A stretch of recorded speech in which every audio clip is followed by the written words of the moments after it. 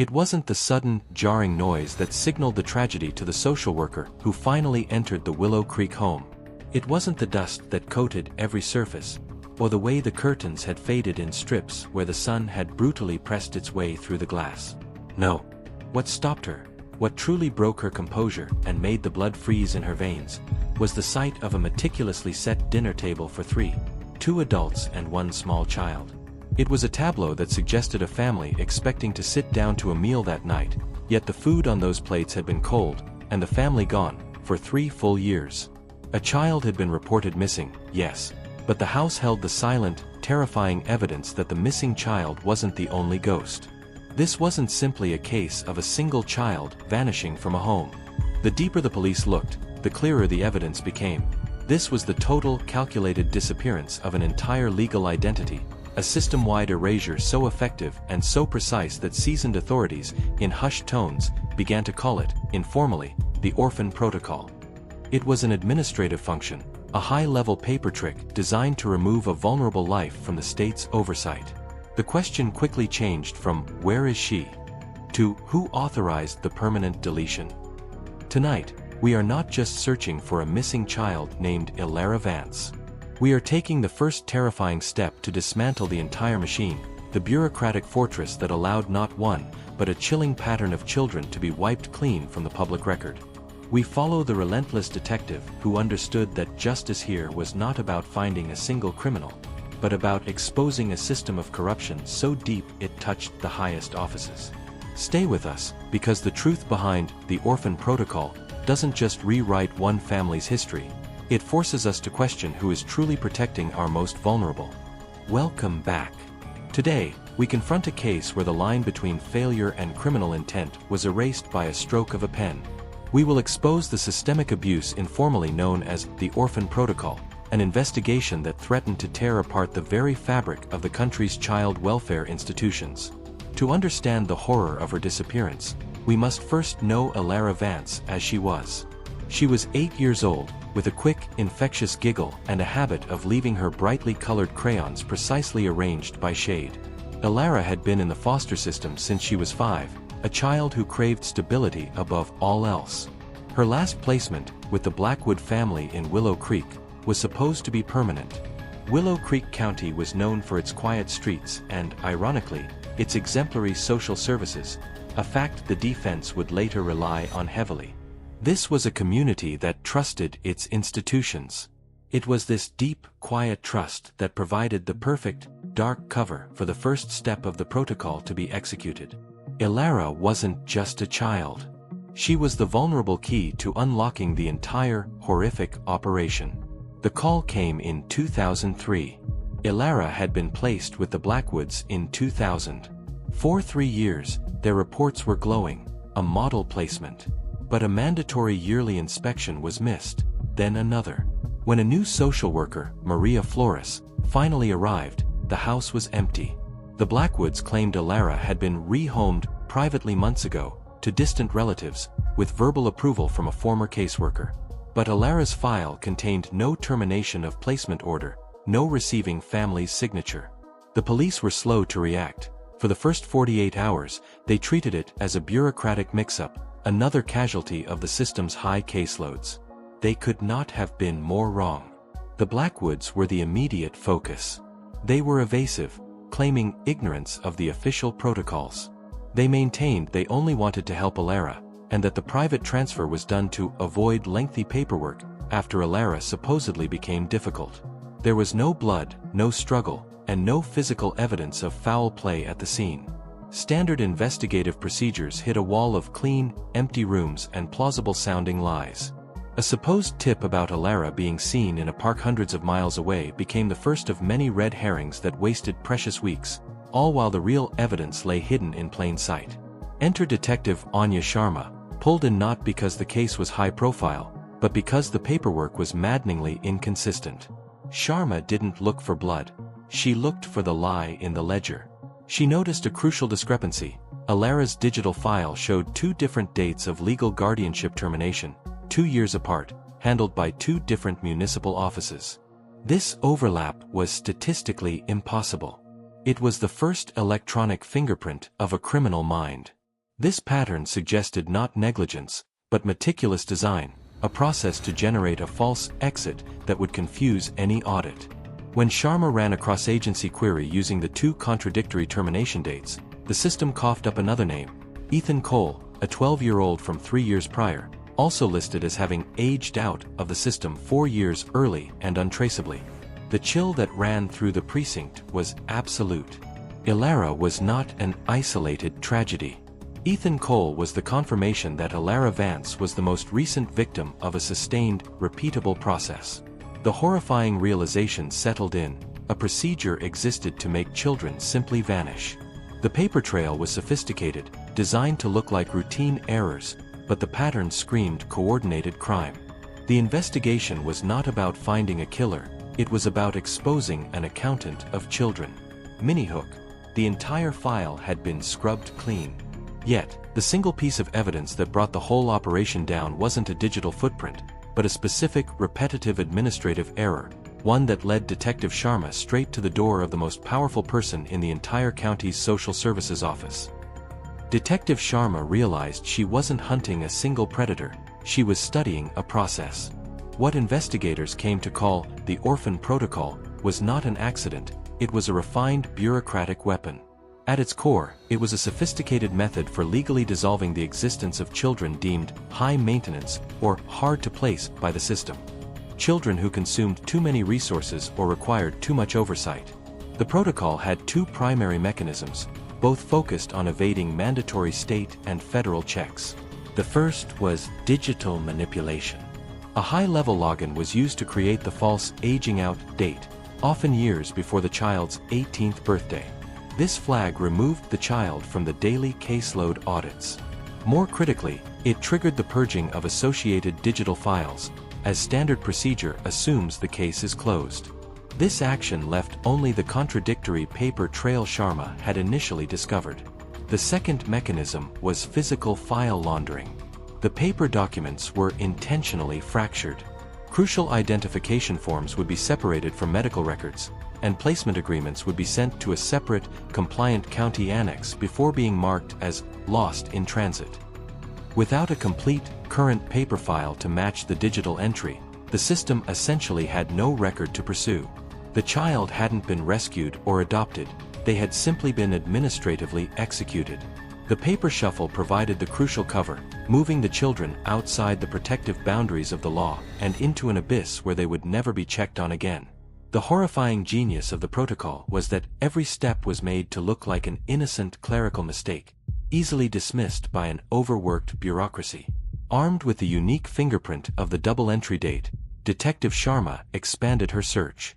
What she found was a pattern that covered nearly a decade, a systemic operation hidden in plain sight. She uncovered 7 additional children who fit the exact profile of Ilara Vance and Ethan Cole. 7 children who, according to state records, had simply ceased to exist before their legal age of majority. There was Sarah, vanished after repeated behavioral problems strained her foster parents. There was Marcus and his younger sister Lily, disappeared after their case was flagged as requiring costly long-term therapy. The protocol prioritized efficiency over humanity. It was a cold, economic decision to clear the difficult cases from the books, freeing up funds and closing problematic files to maintain the agency's pristine reputation. The visual representation of this pattern was staggering. It revealed that the protocol wasn't localized to one office but spanned 3 different counties, suggesting the mastermind possessed mobility and high-level authorization across the regional system. This chilling revelation shifted the investigation from a local disappearance to an organized, region-wide criminal enterprise operating under the guise of public service. The victims weren't random, they were specific, targeted children who were failed first by their parents and then, catastrophically, by the system designed to save them. The evidence showed this was not a matter of a few corrupt foster homes, but of a compromised, institutional nerve center. The case was now too complex, too politically sensitive for local authorities. Sharma was forced to brief a task force, and shortly after the file was widened, the investigation received its necessary breakthrough. An anonymous phone call routed through 3 burner phones, leading to an untraceable public payphone.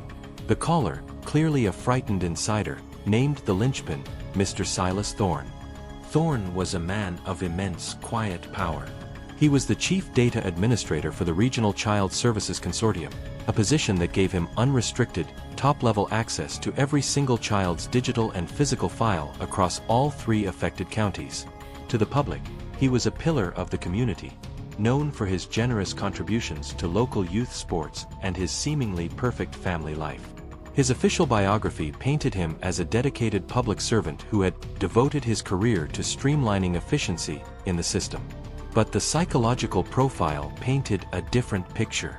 Experts on administrative corruption identify the administrative predator as someone who thrives on control and process, whose crimes are conducted without passion or malice, but with cold, financial calculation. They use the sanctity of their position as their shield. Thorne fit the profile perfectly. He didn't need to physically touch the children.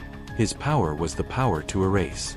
His piety was the ultimate contrast to his secret professional life, where he systematically selected and deleted vulnerable lives for personal gain. Sharma now knew the identity of the person who wielded the eraser. The next step was to prove why. As soon as Thorne's name surfaced, the investigation was met with a wall of organized resistance. The police received an immediate order from the state's attorney's office demanding the investigation be handed over for an internal review. The message was clear: the institution would protect its own. They argued that the probe was based on unsubstantiated employee rumor, and threatened that a public scandal would shatter public trust in the entire child welfare system, potentially harming thousands of children currently in care. Widespread fear became the investigators' greatest obstacle. Low-level staff who might have noticed Thorne's behavior were terrified to speak, fearing they would be blamed for the system's failure and lose their careers. Digital files related to Thorne's access were conveniently deleted or corrupted, a final layer of the protocol's automated defense. Detective Sharma's investigation had reached a critical climax. The powerful were closing ranks, attempting to smother the truth under a blanket of bureaucracy and PR damage control. Sharma realized that if she followed official channels, the protocol would win. She needed physical, undeniable evidence that the state's attorney couldn't simply bury.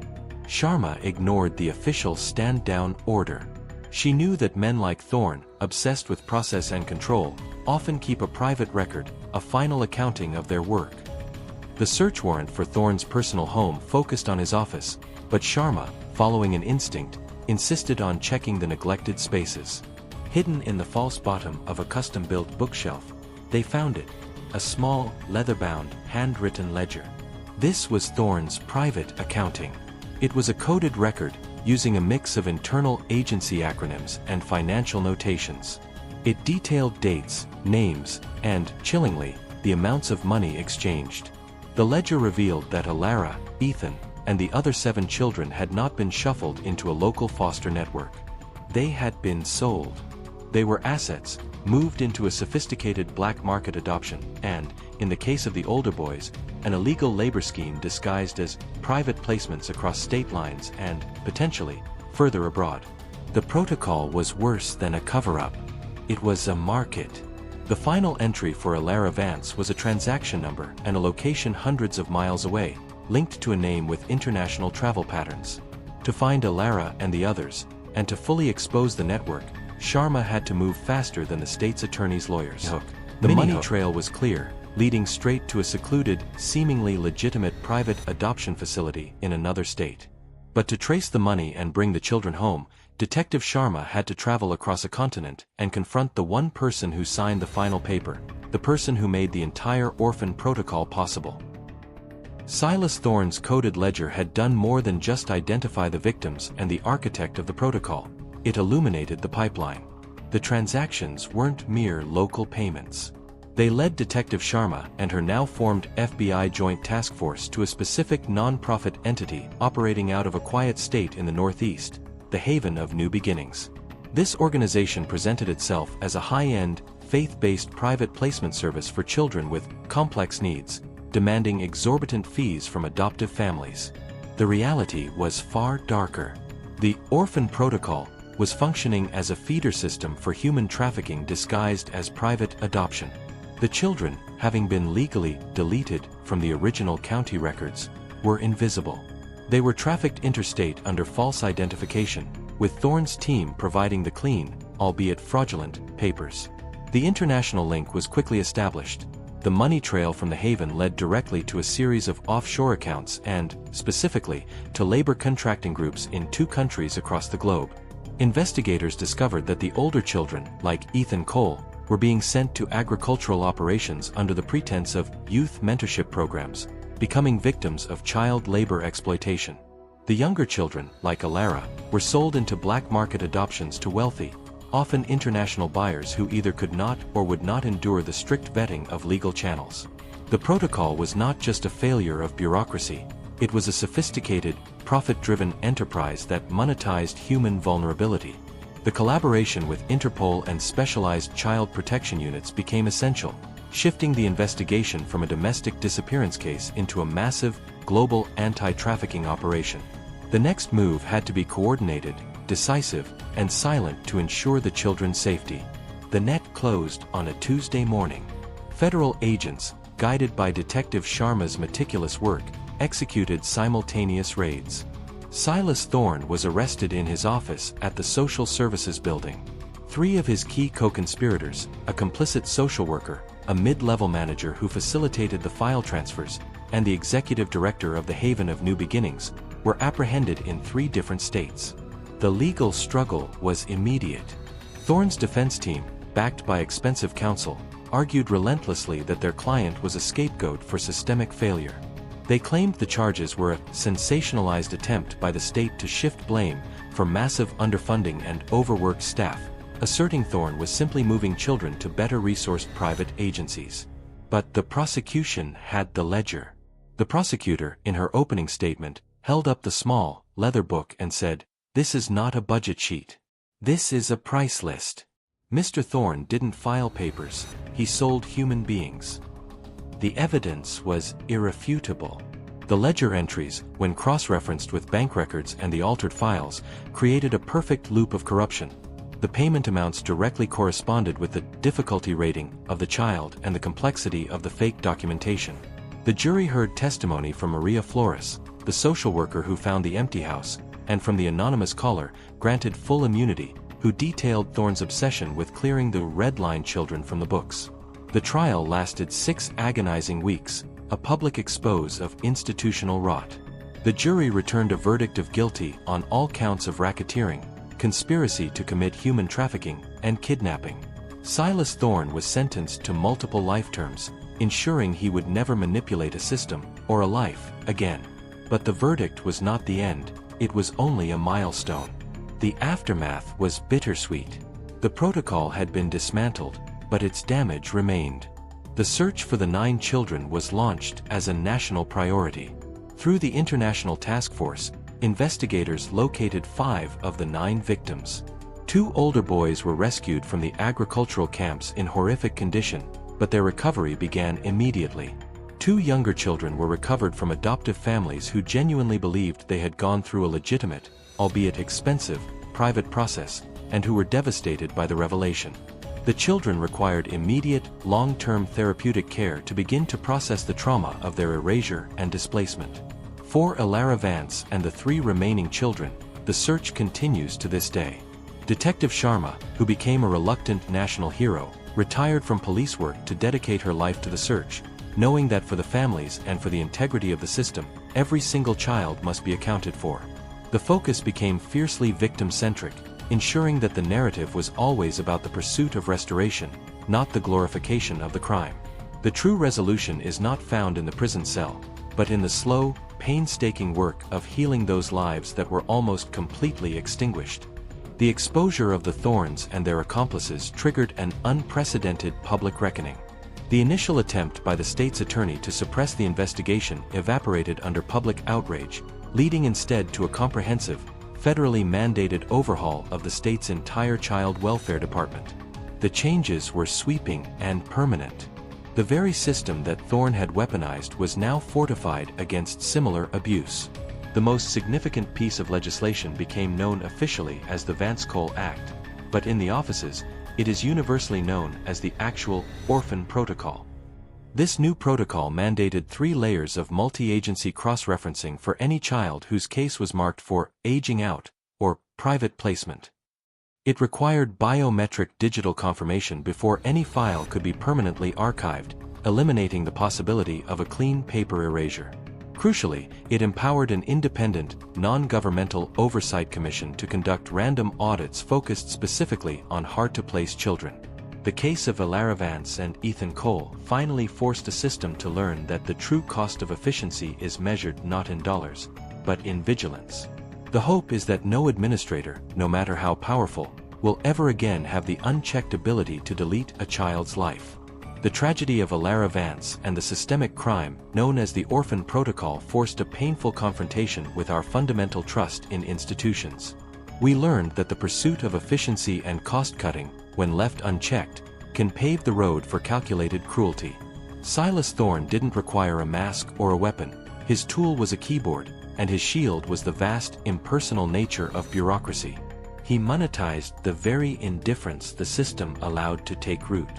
We must never forget the tireless, solitary effort of people like Detective Anya Sharma, who refused to accept a clerical error as an answer, and whose conviction ensured that 9 vanished children were, at the very least, counted, valued, and sought after. The protocol proved that sometimes the greatest corruption lies not in obvious darkness, but in the quiet abuse of authority, and it is up to all of us to remain eternally vigilant against systemic indifference. Our commitment is not to mourn, but to demand accountability for every vulnerable life. The conviction of Silas Thorne changed the law, but can it change the culture? We want to hear from you. Now that you know the depth of the betrayal exposed by the Orphan Protocol, what do you believe is the single most important legislative or policy change needed to prevent a tragedy like Alara's from ever happening again? Is it mandatory third-party auditing? Severe penalties for file manipulation? Let me know your theory in the comments below and join the conversation. If this deep dive into the complex pursuit of justice resonated with you, and if you want to support our mission of bringing the truth to light for the victims, please take a moment to hit that like button, subscribe to the channel, and ring the notification bell so you don't miss our next investigation. And if you want to understand another case where institutional corruption puts children at risk, click the video now on your screen. Thank you for watching.